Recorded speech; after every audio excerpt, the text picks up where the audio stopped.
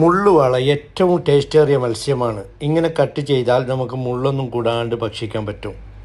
1 കിലോന് 30 റുപ്പീസ് കൊടുത്താൽ മുനീർ നല്ല പാകം ചെയ്ത് കട്ട് ചെയ്ത് ഇവനാണ് മുനീർ. ഒരു കോല എത്ര 1 കിലോ ഉണ്ടാകാം? എത്ര ഒരു കട്ടാക്കി എങ്ങനെ പീസ്?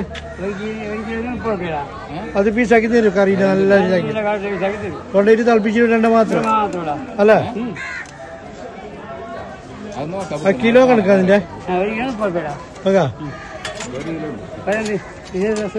സുഖപ്പാ.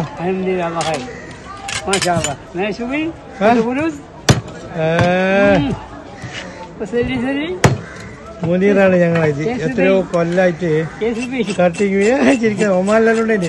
അറബി കഫലാലില്ലേ ദുബായ്